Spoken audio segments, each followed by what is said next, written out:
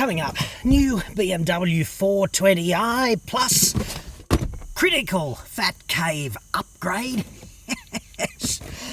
And I'm going to try my hardest to save you, I don't know, 10 or 15 grand. Details next.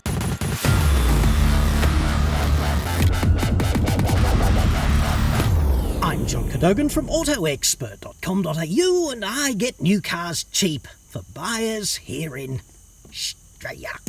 Website for that, obviously, or you can just click the card that's on screen now. Let's do this. This report is aimed squarely at you if you are considering buying a BMW 420i, or perhaps equivocating between the 420 and the 430. I'd already spent a week driving the 430i, and I spent a week driving the 420i compiling this report. And frankly, as with most base model vehicles I've ever tested, I really wanted to detest this one for being underpowered and generally nasty on the standard equipment front, because that's how base models typically roll. I therefore wanted to be able to tell you that this was just a cynical delivery system for the BMW badge and not all that much else.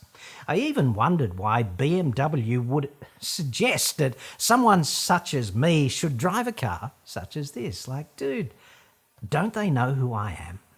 And I failed. I failed dismally to hate this vehicle.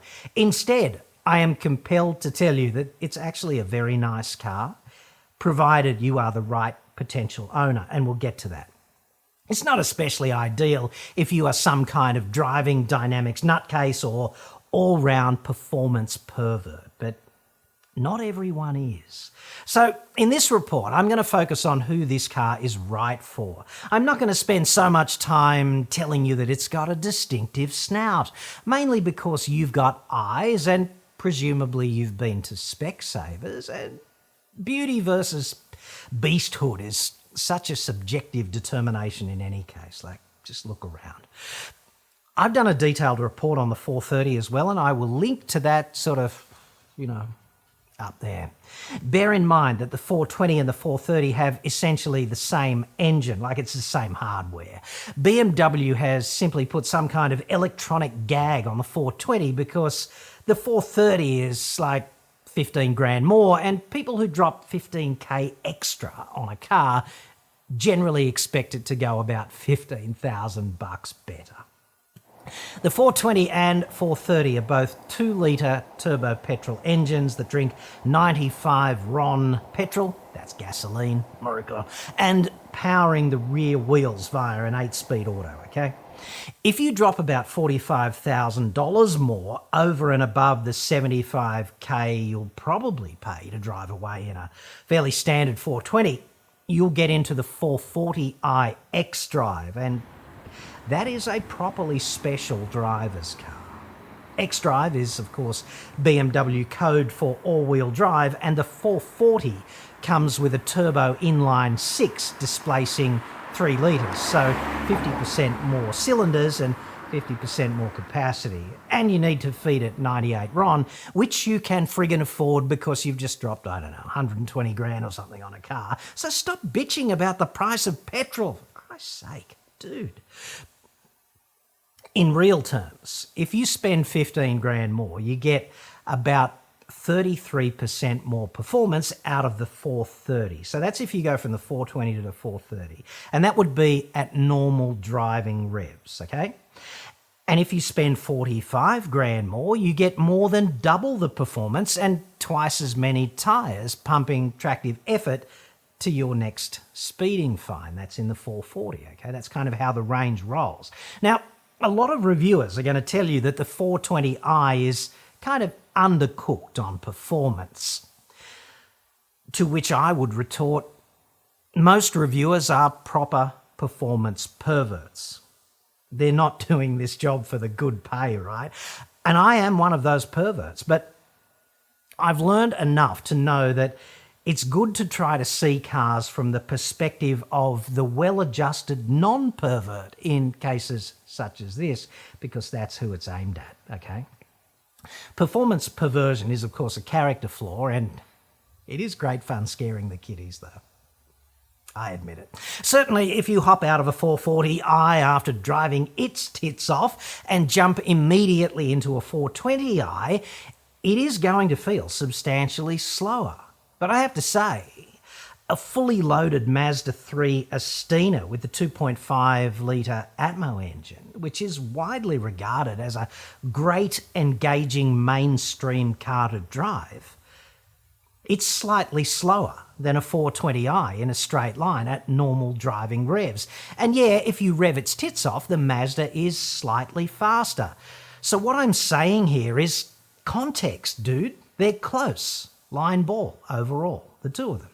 In performance terms, not in all other terms, right? I'm not making a direct comparison of the vehicles in toto, okay? In the real world, the 420i is actually fine. Like, it's better than fine if your main focus with a car is luxury and refinement, because it's both of those things in spades, luxurious and refined. And it's got the look. Like, the world will see that you have stepped up from a Toyota or a Mazda or something of that nature, if that's the kind of thing that matters to you. And it matters to so many people, right? The 420i is quiet, it's got a decent boot, it's fuel efficient, it's got crisp handling, it's got great ergonomics, and okay, on that front, the steering wheel is a bit of a grip challenge, like it's chunky. Many people are going to sit in it for the first time and go, that's a bit big. But if that's your main ergonomic criticism of a car, face facts, they've knocked it out of the park in every other respect, haven't they? The 420 has an M Sport body kit, which looks good, and it kind of makes you feel like you're part of the club, even though a proper M car, and I did spend 3 glorious weeks in those in 2021, right? Tiffany on wheels, essentially. Like, a proper M car is a dominatrix who's dead keen to whip you mercilessly into submission for any transgression, including not trying hard enough, which is generally the case behind the wheel of an M car, unless you're friggin' Mark Webber or something.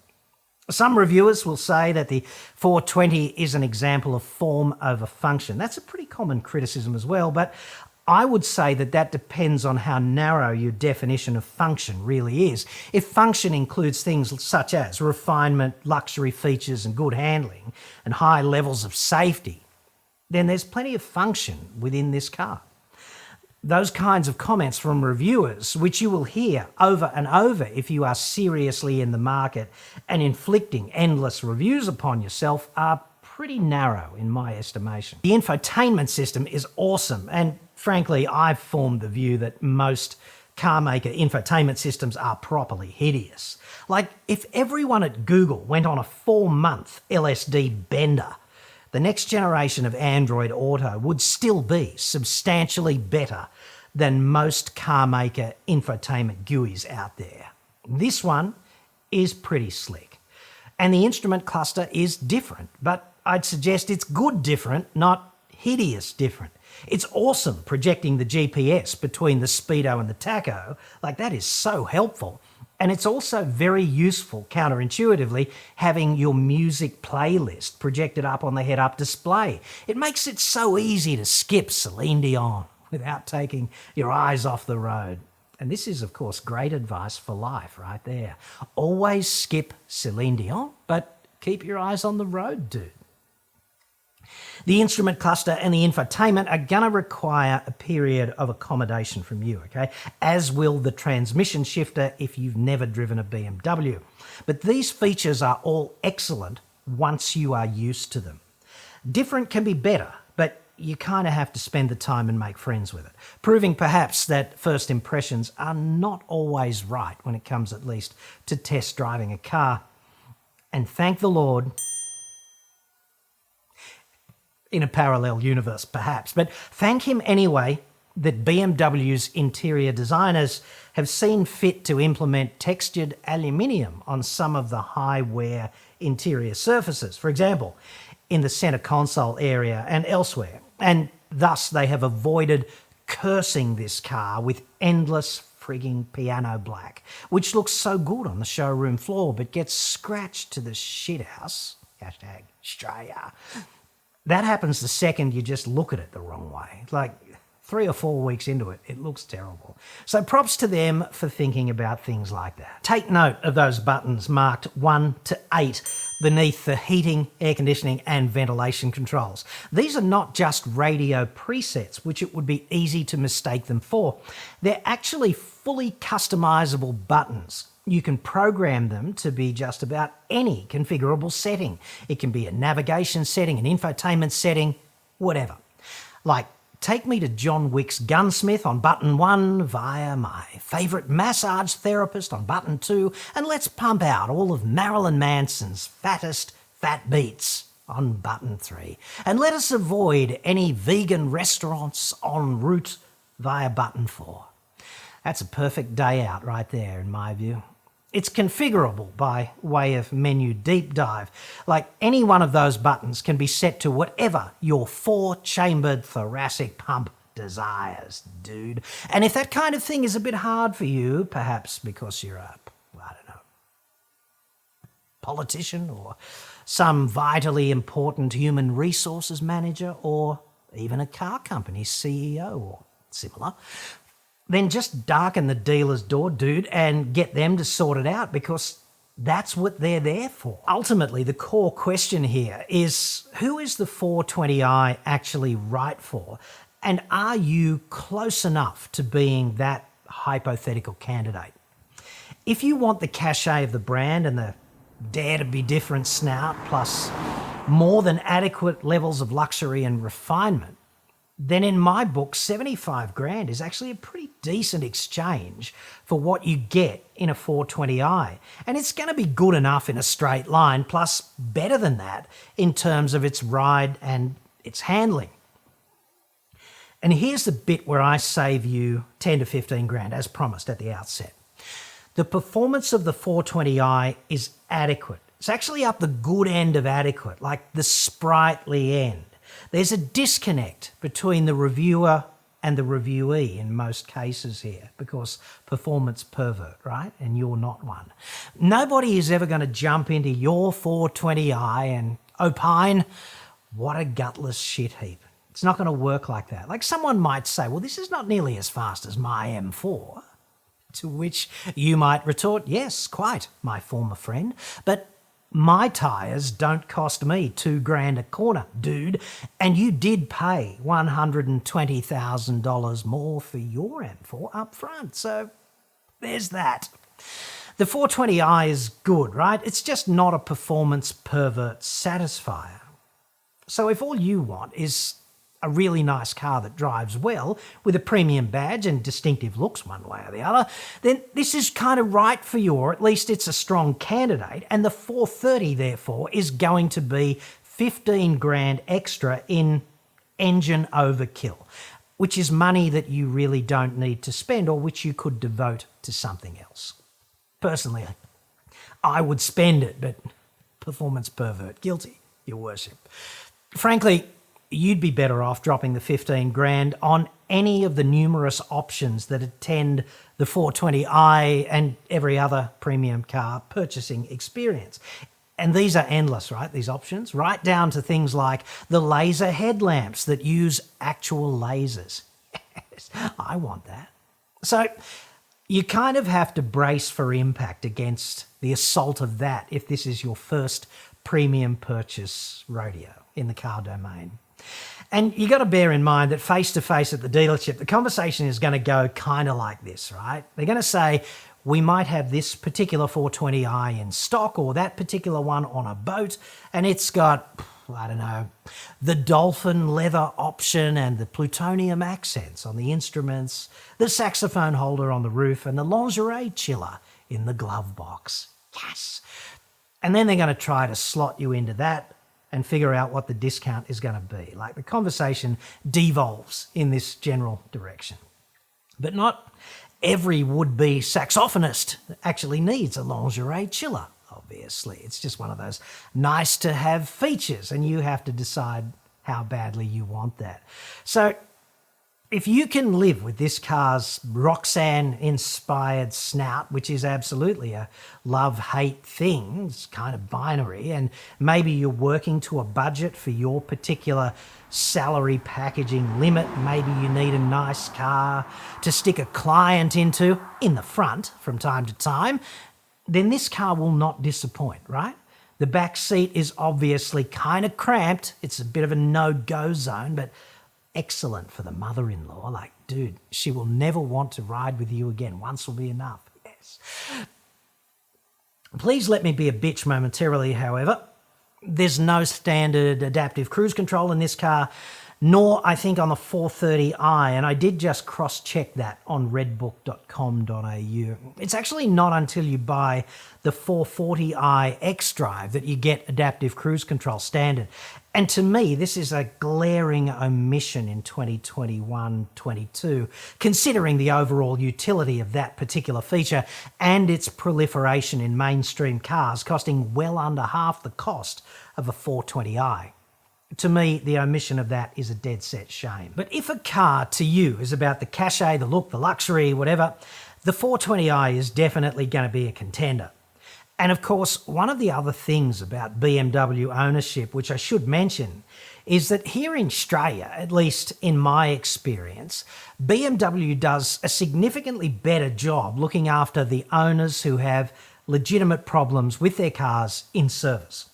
I don't actually get all that many BMW complaints, but the few I do get, like whenever I've reached out and contacted BMW on behalf of an owner whose complaint seemed legitimate, that frown has quickly gone upside down. And the same, sadly, cannot be said of glorified Volkswagen or, obviously, three-prong. And I don't know why, because this would be so easy for the other two to fix.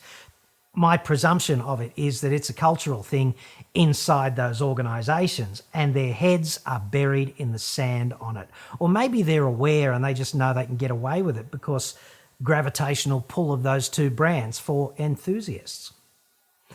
That's it for the 420i. Anyway, it's objectively a good car, but you have to be the right kind of user to be right for it. Now, let us upgrade the mighty Fat Cave, and this hopefully will be yet another triumph for ghetto engineering. Or perhaps I will die in the attempt. That'd be an even better story. And imagine the New Year's Eve parties at Volkswagen, Jeep, Ford, and of course, three-prong. And then Josh would get what he's always wanted in 2022. Finally, to be regarded as the most hated motoring journalist in all of Shitsville. The obvious point to be made here is that your Fat Cave, my Fat Cave, it's not something you finish. It's a process, right? So you're always tweaking something in your Fat Cave, and you shouldn't think of it in terms of getting to the end and getting it right and giving yourself 2 thumbs up, because you'll never get there. It's just something that you refine and refine and refine based on what you do in your particular Fat Cave. And my Fat Cave it's not unlike your Fat Cave. Like, my Fat Cave is partly a gym and it's partly a workshop. In fact, it's mostly a workshop. And then a little bit of it is devoted to video production studio just over there, right? It's the bit where I do all the pieces to camera and stuff like that. And I can set up other shots around here as required, depending on what's going on, right? But what I've got to work on today is an aspect of the gym part of the Fat Cave, right? It's because I've got these 2 big steel beams in the ceiling, which are holding the floor up in stately Chateau Shitsville, and I've been hanging my punching bag from them in the shittest possible way by using the girder trolley that's supposed to be there for my chain block so that I can lift heavy shit out of the back of the ute without hurting myself, okay? And I did that the other day. I brought this big fat bandsaw home and it worked just awesome for that. But to use the chain block, I've got to take the punching bag off it and I've got to put the chain block on it. And then when I want to work out using the punching bag, which is better than 1,000 therapists, frankly, when I want to do that, I've got to take the chain block off and put the punching bag on, and then it doesn't function very well anyway, because even if you screw the bottom of the punching bag down, the top of it slides backwards and forwards on the beam, and it's noisy for the chicks upstairs. The Tiffany's upstairs hate that. So we've got to fix that, and we're going to use a purpose-built piece of equipment that is safe, practical, and piss for clamping anything to a beam. So if you've got a beam in your life and you want to clamp something to it, use one of them, dude. It's a girder clamp. It's a purpose-built girder clamp, and it fits a whole range of girders overhead, and it's so simple that even Scott Morrison could use it, right? It really is. So let us unbox like it's 1999. Yes. Hashtag misspent youth. And don't send me some email telling me that it's illegal to have a knife that does that in Australia. It's not, dude. It's not a flick knife. It's not a gravity knife. I'm just doing this and that a bit quickly because misspent youth. And then neuroplasticity, just learn to do it with both hands, dude. Try that, you right-handed types. Try putting it in your left hand, doing that equally proficiently. Bet you can't.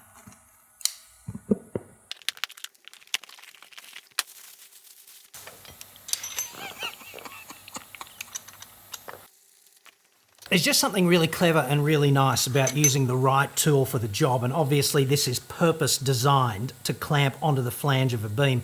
There's a couple of big no-nos with beams, right? You should absolutely never drill a hole in the flange unless you know exactly what you're doing, because the flange is carrying a great deal of either tensile load, that would be the bottom flange, or compressive load, which would be the top flange. So don't mess with that. Don't weld there either, because the heat affected zone of the weld can make a big difference to the load carrying ability of the beam. And if you don't know about beam design, you really can't pick where it's safe to weld and where it's not. So a clamp like this is like a non-destructive addition that can't really impact the structural performance of the beam, which makes it so brilliant for the job. And these are kind of universal. They go from 75 mil to 230, which is like 3 inches to 9.25 in the old bananas, all right? So it fits the vast majority of beams that you would see in a domestic sort of construction application. And if you're wondering about how much load the beam over your head in your fat cave can withstand, just look at it like this, okay? It's been designed according to some building code, and its function is to hold up whatever is above it. And part of what's above it is going to be a whole bunch of people who could potentially be standing on the floor nearby. So let's just say it's you and 9 Tiffany's upstairs, liberally applying SPF 15 plus because, you know, better to be safe than sorry, right? If there's 9 of you, Tiffany doesn't weigh very much typically, except, you know, upstairs, and that's likely to be 500-600 kilos, something like that. So 500 or 600 kilos is probably a reasonably safe load for a beam in a standard sort of fat cave. And obviously I'm just winging that, and I don't typically carry anything like that. I last used my chain block to erect the big drill press that you might have seen in a couple of previous videos, and I think it's all up weight. It's 165 kilos, and I really just needed it to put the whole drive unit on top of the column, and I guess the drive unit weighs about 60, 70 kilos, something like that. And it worked really well for that, but in the context of a beam that's over your head in a fat cave that has been actually engineered to some building standard, then loads like that are gonna be just fine. And of course, we need to talk about going 4 metres up in a ladder because, you know, COVID-19 ripping through society once again, the last place on earth that you want to end up is in hospital, right? Particularly now, like ever, but particularly now. So let's talk about countermeasures to injuring yourself getting up a friggin' ladder in your fat cave. So the obvious place to start with ladders is to say that any time you get up one, you are at risk of falling, and falls are really bad. Like accidental falls are a major cause of death and disability in Australia, and you're going to put yourself at risk by going up a ladder. And there's a few really simple rules, okay? So the first one is that you got to get the angle of the ladder right, and that should be 75 degrees, which is like 15 degrees off the vertical, okay? The only problem with this is that most people have no friggin' idea what 75 degrees looks like when you're just eyeballing a ladder. Now, particularly a ladder like this, which is just going up to a beam, like it's not against a wall, it's just all free space over here, right? In there, just free space for 6 meters or something, right? So what is 75 degrees and how can you measure it? So the first way to do that is to just stand upright at the base of the ladder and reach your arm out like this. And if your arm is just kind of long enough to grab the rail, then you're at about 75 degrees, okay? And the other way to look at it is it's 1 in 4, okay? So for every 4 meters you go up, the base of the ladder should be 1 meter out from the wall. Every 2 meters, it should be half a meter, like that, okay? So if you've got a 2 meter high ladder, it should be like half a meter out from the wall. A 4 meter high ladder, it should be like 1 meter out from the wall. And the other obvious thing is that the manufacturers of ladders, they understand this. So guess what? When you get the angle right, the treads are level. So all you need to do is put your level on it, and dude, if the bubble's in the middle, then you've got the angle right. And obviously this is a hedge against the 2 major ladder disasters, which are if it's too steep and you lean back, then the ladder will fall backwards. That's bad. And if it's too shallow an angle like this, it'll slip down, and that's kind of bad as well, because either way, if you're up there, you're going to fall that distance. And just to put this in perspective, right, my head's going to be 4.2 meters up, and that essentially means that if I fall and I hit the ground, I'm going to hit the ground at about 30 k's an hour, and that's enough to hurt you badly. Like, imagine coming off a bike and coming to a dead stop at 30 k's an hour. You're going to get hurt. If you're conscious and you fall like that, your body's going to your brain will invoke some really deep environmental sort of evolutionary programming that you probably haven't used for years, and you'll put your arm out or your leg will come out, whatever, and those things will get sacrificed so that your brain doesn't hit the ground with maximal impact, okay? This is pretty serious stuff. Like, it's even worse if you're unconscious while you're falling, and the obvious ways to be unconscious while you fall are electric shock, or B, get an impact in your eye. Like, you're up there working above your head or something, and something you haven't seen flicks down and hits you hard in the eye. You can be instantly unconscious because your optic nerve is part of your central nervous system, and an impact or a significant sort of trauma to your eye can render you instantly unconscious. Ask me how I know, right? I know because of the conversation that I had many years ago, decades ago now, with the ophthalmic surgeon who saved the sight in this eye, right? Because I woke up one day lying on the grassy ground at the foot of a ladder, and I had no sensation of falling, and I just had terrible pain in my eye. And I'd been up the ladder doing a little bit of tree lopping, and I normally, with chainsaws and things of that nature, I wear safety glasses, like religiously. And I just noticed a branch up there, and I got up the ladder and I pulled it down, and it came away unexpectedly and went, speared me in the eye, wiped the top off my cornea, and the next thing I know is I woke up on the ground. And I said to the doc, while he was treating me one of the numerous friggin' times, while I lay there for 3 weeks with my head in a really tight bandage thinking, kill me now, right? I said to the doc, I've got no memory of falling. And he said, that's because your heart probably stopped. I went, blah, blah, blah, blah. How does that work? And he goes, optic nerve, central nervous system, impact there, lights go out. I went, So having been there and done this once, you're kind of an idiot if you run the same experiment again. So 2 things when you get up a ladder, even if you don't think you need that. 1, put your brain in a box in case you're unconscious when you fall. And 2, wear safety specs, because then optic nerve not so exposed to being put the lights out and then rebooting on the way down to the ground, because if you're unconscious, that programming will not run. Your arm will not go out. That impact energy will not be absorbed by lesser importance type things in your structure. You won't get that potentially life-saving protection, and it can be really, really bad. But you also have to realise that if you're relying on these things as a primary defence when you go up a ladder, then you've kind of already failed, because you should have a multi-layered protection system, and the PPE should be like the last resort. It's kind of like a seatbelt, to which I would say better not crashing. Yeah, it's much better not to crash. Yeah, the seatbelt can help, but better not to crash. Yeah, putting your brain in a box like a bicycle helmet is ideal for this kind of thing, and wearing safety specs is perfect also. But really, you've got to organise the ladder on firm ground, good quality ladder that's not damaged in any way, 75 degrees. And the other pro tip is, if you've got to lean out here beyond the rail, or out here beyond the rail, then just imagine your belt buckle, okay?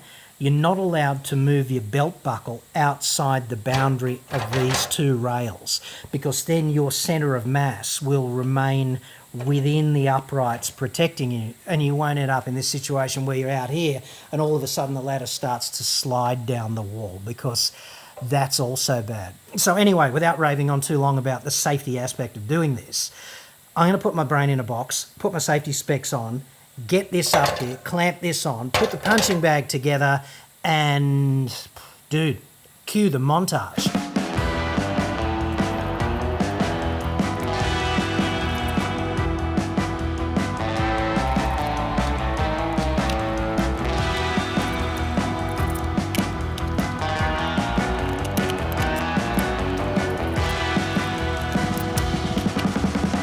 Because the other thing every good punching bag installation needs is a little bit of restraint down the bottom, but you've got to be really careful to make it elastic, otherwise you rip the arse out of your punching bag very quickly. So bicycle tube and the biggest chain ever is the best solution I've been able to come up with. And you've probably seen me use these bow shackles here. If you're a four-wheel driver, you'll know what they are, right? This is a tiny little one rated at 1 tonne, whereas that's a working load limit, right? Not a braking strain. The one upstairs, the big one I used, is a 4.7 tonne working load limit. Now, I've broken a bunch of those in a misspent youth in a testing laboratory, and the big ones, the 4.7 tonne ones, typically fail at about 35 tonnes. And the official advice for things like four-wheel drive recovery and activities of that nature, generally lifting in industry with cranes and stuff like that, is you don't tighten the shackle pins, right? Because when the load is applied, if there's any twisting, it can cinch them right up. So normally what you do is you go finger tight and then back off for lifting. But for applications like this, I like to tighten them right up. And you saw me use these earlier. These are the cleverest sort of adjustable wrenches ever. I don't know if you've seen that before, but this is that German brand, Knipex. Knipex. A lot of people call them Knipex. Incorrectly, it's 1, 2, 3 Knipex. And this is the pliers wrench, or the pliers wrench, mate. And they're really good. This tiny little 7.5 inches with a lot of blood flow unit will go up to 40 millimetres across the flats. And it's ideal for being out in the field, like for tightening up the shackles on the tow bar safety chains, and just any other time when you've got one set of spanners, like, you know, when you need the 14 and the 14 for each end of the bolt, the nut and the bolt, and you've only got a 14 and it's a pain in the arse. Well, this is like literally the Swiss Army knife of adjustable wrenches. And the really clever thing, I don't know if you can see that, is that the jaws stay parallel and they're non-marking, which is absolutely brilliant, and the adjustment is a piece of cake. They've even got imperial and metric measurements, one on each side. So the Germans typically think of everything when it comes to that, and the only problem with these is they're a bit expensive. It's a case of buy once and cry once, but you'll love them forever if you buy them. They're just an awesome bit of kit. I've got this and the 10-inch one as well, and it really is good when you're up a ladder or out in the field, because it's a complete second set of hands. And if you've ever got to just manipulate something where you really don't want to mark it, these jaws being clean skins are a dead set advantage too, in context, like in comparison to something like some channel lock pliers, right? So I'll put a link in the description if you're interested in these, but they are really good. Although I must warn you, they're not exactly cheap, but you'll hang on to them forever because they're so friggin' awesome. Anyway, That's about all I've got for you today. I just wanted to mix up the car review and a bit of practical sort of, I don't know, inspiration in your own fat cave. And just remember, dude, like, fat cave is a process. You're never going to get there, but as long as you're on the road and making progress, I guess, hey, that's the main thing. And I should point out to you too that I'm actually talking to you right now, or recording this at least, on the 31st of December 2021. And I'd like to thank you sincerely if you've been a regular viewer of this channel for the year or for several years, because I really am humbled by that you would take your precious time and watch reports by me. I never thought my channel would get this big, and I really do have to thank you. And if you participate in the comments, then that's awesome too. And I'd like to shout out in particular to those of you who spend your time commenting constructively, because hey, the world's full of assholes, and if you're constructing commently and commenting constructively, then you're not one of those. So anyway, thanks for being along on the ride so far, which will continue into 2022, and you can agree that's shaping up to be fairly interesting already. All the best. Happy New Year.